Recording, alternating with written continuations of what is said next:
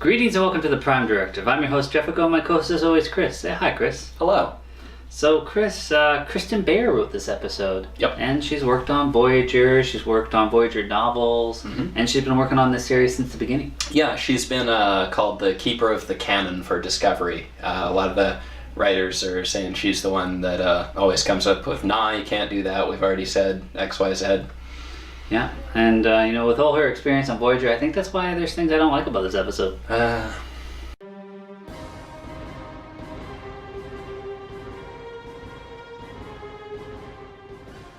So Chris, we started with a nice little battle with the Klingons. We get to see that new cool ship. Yep. I liked it.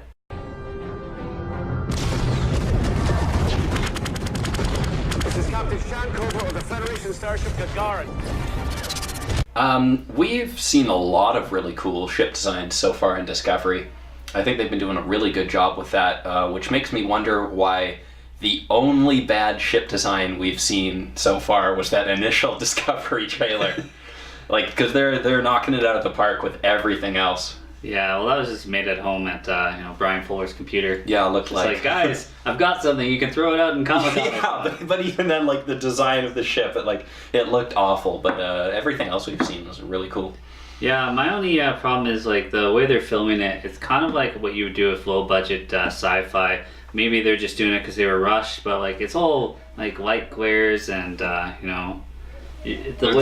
coloring of everything. You're not getting great pictures on the ship, and they're also moving away from the ships really quickly too. Yeah, I still really don't have a good idea of what these Klingon ships look like. Yeah, I want more detail. I'm a big starship design guy. I love the different designs. Yeah, and in all the other Star Treks, they would usually let you appreciate the ships. They just have them hang there for a while, sort of as an establishing shot. Yeah, I mean, the ship was the character, so yeah. I mean, spent a lot of time on the Enterprise. And I'm not asking for them to go full motion picture and take 10 minutes to circle everything, but yeah, just give me a 20-minute shuttle ride to start out this thing. Oh, yeah. Ooh, look at those ample nacelles.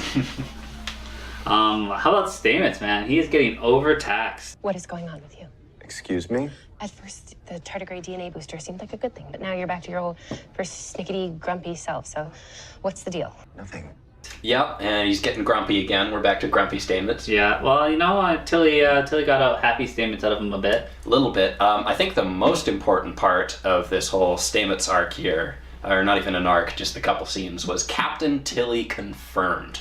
I 100% again disagree. He just said it. Yeah, he did. He was confused. No, man, he didn't even think her. He thought Lorca. They look the same. I have that on video now. You saying they look the same. Except Lorca is a much more handsome person. Yeah. No, he's, well, I think this at least opens up some space for us to talk about what's going on with Stamets here, I guess he could just be confused, or, the crazy theory is that he's bouncing back and forth between this and the mirror universe. And I think that's a little bit too tinfoil for me. That's, he would be acting completely different. He was acting completely different. Yeah, but wouldn't he be evil Stamets? Yeah, but evil Stamets is the happy Stamets. Yeah.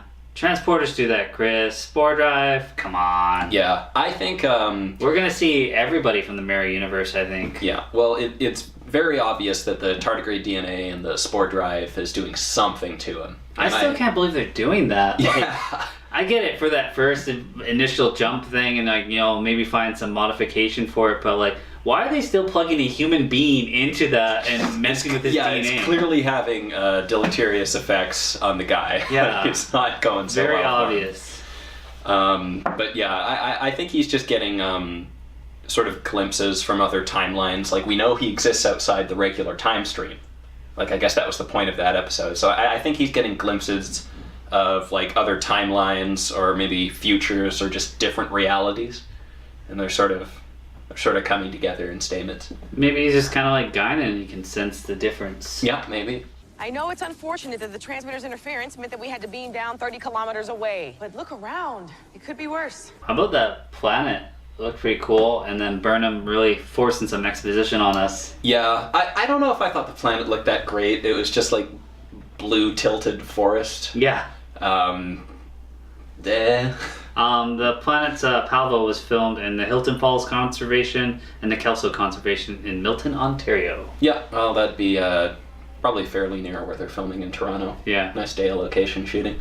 Yeah, no, this is a good episode for Saru, sort of. Mhm. I think, like we said, this really should have just been an episode on Saru. Yeah, I think the chief complaints surrounding this episode has been that it felt like there was a lot of stuff just crammed into this. They had an A plot, a B plot, and a C plot, and all of them felt like they were sort of chopped down for time.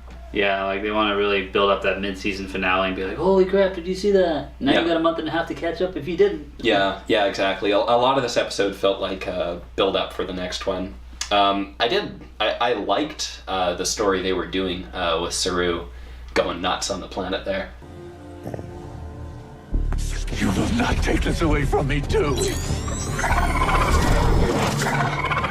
Yeah. If that had been the whole episode, I think, like you were saying, they could have played up the creep factor with Saru. Yeah, like Maybe. it was creepy when it's just like, hand me your communicators. Like, why would he be asking for that? And it's like, you don't need these. Why would you break them if I don't need them? yeah, like because he's gone like 0 to 100 completely. Yeah. It would have been interesting to see him, sort of lose his mind slowly. Please, make it stop. Even for a moment. Well, they kind of made it hint like that these life forms were doing it to him, but really it was just the whole like aspect of him not feeling fear. Yeah, that was And actually that kind of he cool. wants to hold on to Yeah, that. I liked that. That was an interesting motivation. How much of it was them and how much of this is Saru, grasping at something that he's never really been able to have before. Yeah, Tyler, it's like he almost had a couple of slip-ups, or they're yes. maybe teasing us. Yeah, Because, how many of you thought when he touched the stone that he was going to figure out he was Vok?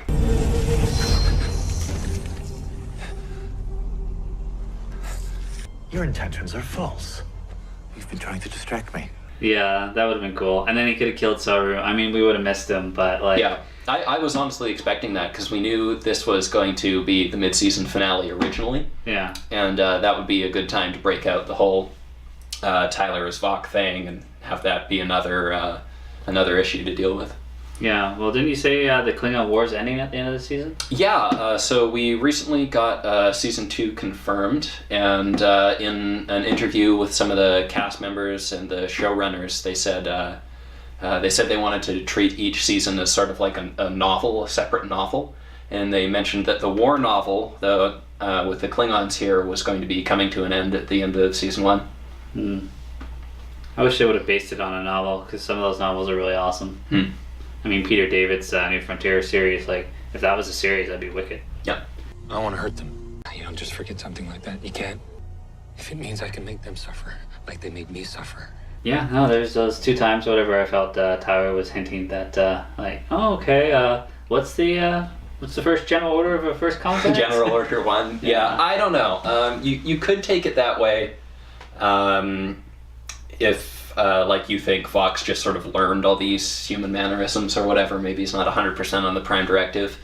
But I'm still on the Manchurian Candidate thing. I think Vox completely suppressed. He's just had this personality, all these memories just grafted on top of him. Yeah, no, that's good. Like, somebody's got to be wrong out there. It's probably going to be you, I guess. Well, we're gonna find out. But I thought that was just sort of fan service. Like, hey guys, we're gonna talk about the Prime Directive now. Yeah. You like that, don't you? And I mean, I do like that. You want to talk about fan service. How about the needs of the many? Yes.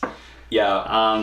That hurt me. I think it was more of the desperation of the delivery of when Burnham's is like, I'm the one? That's I'm me, a puppy right? dog that's never loved anyone?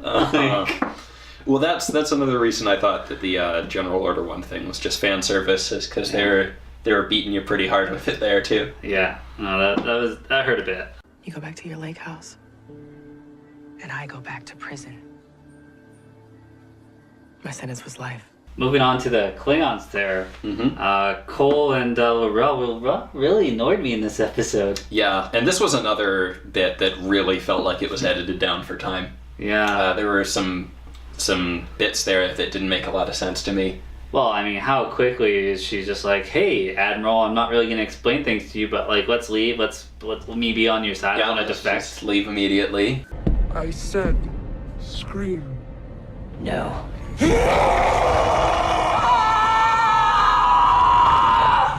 I'm not sure entirely what was going on in the hallway there. Like, I think they're trying to set up that we're supposed to think the Admiral is dead, or is she? Oh, I don't know. Well, if she is dead, then that's pathetic. Because, like, if you're going to kill somebody, let us know for sure. Yeah. The way they kept setting it up, it looked like, oh, she might not be dead. And for someone from a house of spies, L'Rell is very bad at sneaking around and doing spy things. Terrible at it. And, like, I could not stomach if she does it one more time, vow vengeance against Cole. Yes. Like, seriously, like, at least 2 to 3 times in this episode alone. Klechvad, Genorbej. Klechvad, the Ip.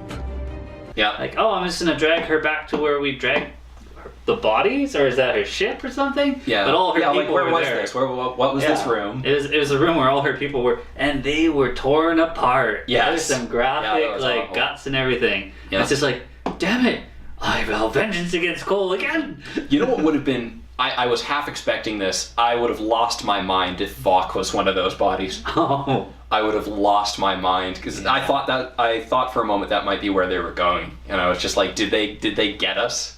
Like, did they pull one over on all of us? No, they just got rid of his meat suit. Okay. Why were we the only Starfleet vessel able to render aid? Hoover and the Murrock were simultaneously ambushed along with the Gagarin.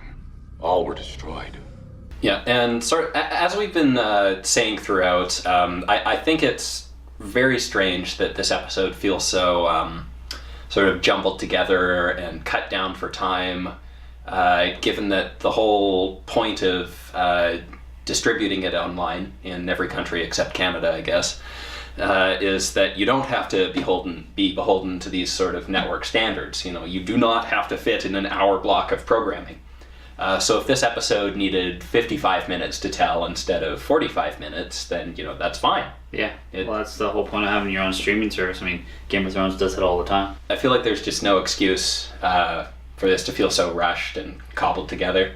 Well, I felt like, was it like the 3rd or 4th episode? Probably the 3rd one, when they went over to that ship, the sister ship, and it was like kind of half a horror episode. Yeah. And it's just like, this episode, like... Well, that was a bit of a tone issue, but I don't know if it felt like... I think I would have really enjoyed like a horror episode with Saru, and like, you know, give him more time to express, and you'd learn more about his character and everything. Yeah. But like I thought from the trailer we were going to get more about Saru, but really we just got really quick, wrapped up things. Yeah. What are you doing? These are no longer necessary.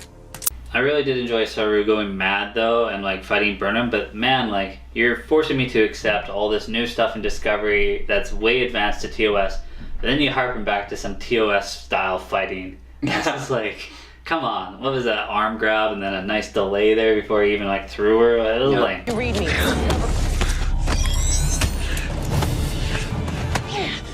Saru, please stop. I did like the donkey kick. Like, he just bashes her in the chest. I mean, that was a very prey species kind of thing. Yeah, well, we're seeing a little bit out of him. Like, I expected him to cower the whole time in a fight scene. No, he's doing all right. You back him into a corner and, can't fight anymore, so you gotta fight. Yeah. Speaking of TOS, there's definitely some comparisons for this planet and the Organians. Yeah, so the Organians were sort of another ethereal bunch of, godlike beings. And they were trying to mediate a peace between the Klingons and the Federation. Yeah. So many times, like, these beings that have no corporeal form are just like, you will solve these problems. Kirk and Gorn down there. Yeah. And, fitting that I have the poster up. And then, the Organians just, like, making it so they couldn't fight on the planet. And I think they even disabled the ships, if I recall correctly, in the orbit. Yep. And the other TOS episode that this sort of reminded me of was when Spock was huffing the spores on this side of paradise. Yeah. And turns them all happy. Why don't you join us? In your own private paradise. The spores have made it that. In return, they give you complete health and peace of mind. It's a true Eden, Jim. We have no need or want, Captain. comparable to what's happened to Saru. So Mm-hmm. I just watched Spock like get his brain removed again today. I love that episode. And I did like what we saw of the whole Saru story. Like, I really would have enjoyed that as a full episode if it had been sort of given the time to breathe. I think there was a lot of cool stuff you could have done there. Kelpians pursued by apex predators have exceeded speeds of 80 kilometers per hour. They can also sense predators from a distance of as much as 10 kilometers. And we particularly enjoy being discussed in the third person. Even though I think a lot of issues with this episode came up with the pacing and the editing, that at least is showing me that they still know how to write some, good self-contained sci-fi.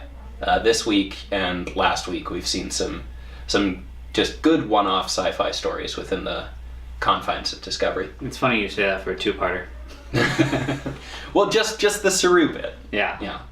So, Chris, you got any final thoughts on this one? There were some good ideas in here. I can see what they were going for. The episode suffered from a lot of pacing issues, and like we were saying, I think it was edited down, and I have no idea why they need to edit it down. Do you think because they're like, they pushed it to 15 episodes, but because they're not doing a 24-episode season where they would have time to do, separate story, develop characters, like, do you think that's an issue?